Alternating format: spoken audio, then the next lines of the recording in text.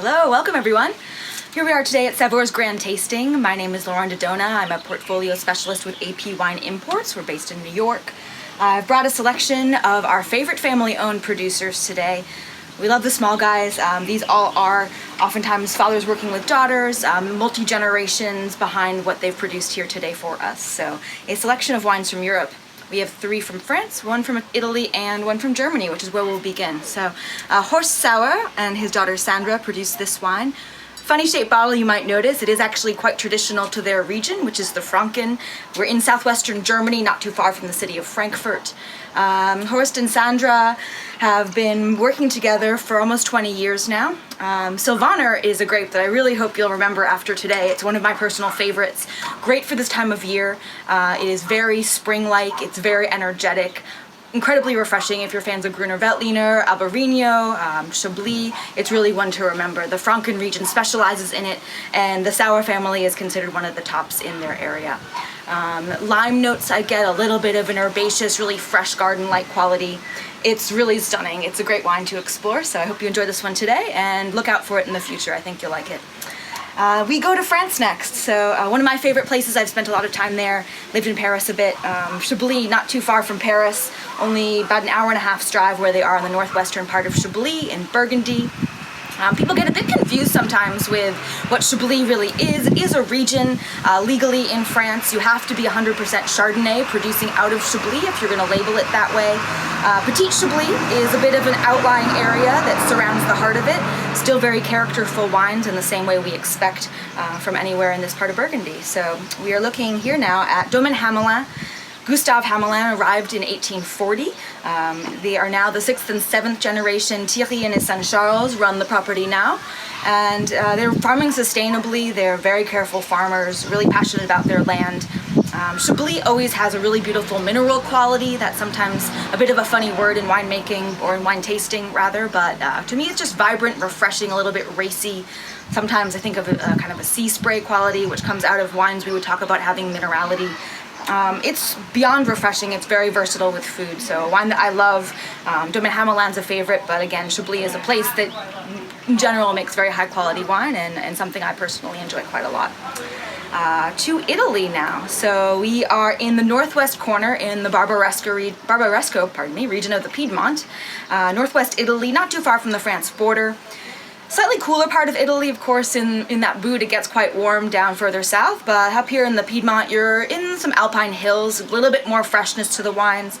Saucre has been farming there for many generations. Most of the time, until about the late 90s, they were selling their fruit. However, they are now winemakers in their own right, which has been very exciting. They grow a lot of Nebbiolo, which is the main grape of Barbaresco, again where they're based. However, this is a grape called Croatina. Another one that you don't see all that often, and certainly not by itself, typically in bottles. The family has been really instrumental in championing the Croatina grape in the Piedmont. So Sistan d'Asti, where this is from, the little appellation designated region, is one the family worked really hard to establish and is championing now. So it's definitely a wine I like to serve a little bit cool. The fruit character is nice and tart, so again, for hot days as we're getting into finally this weather, it's really lovely to put a chill on and take outside. Nice floral and slightly light herb, soft herb quality too. So it's very complex wine, really enjoyable, one I don't think you'll see too much elsewhere. Back to France, so let's see, we head down to the southern part, southern Rhone Valley. Le Fréjau is the producer here. They're based in Châteauneuf-du-Pape, certainly one of, I think, America's favorite red wine regions in France. Not too far from the city of Avignon, really sunny part of France, a lot of heat. The wines from here get nice and ripe and full-bodied. If you're really into heavier styles of red wine, this will be for you. Le Fréjau is run by Serge Chastain, who took over the property in 1982. He farms organically with his wife, and they love to herald the traditional range of grapes that Châteauneuf-du-Pape historically was planted to. So now Grenache, Syrah, and Mourvèdre are really your top 3, but they have those as well as some of the smaller guys like Cunoise and Cinsault, Vaccarès. They like to use a more traditional blend where they're using more grape varieties. So that is what is here. There's 8 different grapes, although it is based on Grenache, as one has come to expect today in this part of France. Again, this is full bodied, so grilling, anything you're doing on the grill at this time of year I really think is great. Meat certainly, but even chicken. That grill of course imparts all those heady, smoky flavors, so this wine really stands up nicely to that. Let's see, so we're actually going back to a white to finish. This is a very aromatic, still dry but fruity style of white wine coming from the Alsace region, back up north now on the German border, in France, but on the German border.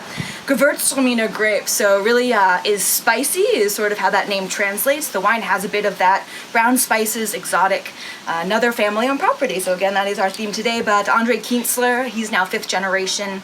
Gewürztraminer, along with having the spices, often has very intense floral aromas, tropical fruits. It's something you put your nose in the glass and is very explosive, which I really love. Again, this is kind of a heady time of year, so this wine plays well with the weather, if you will.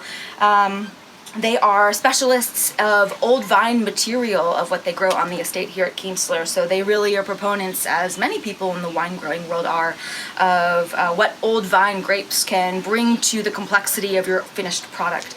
I think you'll find that in this wine. It has all those aromas I touched on, but also beautiful structure. It stays really fresh on the palate, which is something that's hard to achieve with this grape, which can be a little bit tricky, but Kienzler's really a master, so he does a great job each year. That's what we have today. I want to thank you for joining us. I hope you enjoyed these wines. Thank you to Kathleen and Sever for having us, as always, and enjoy your summer.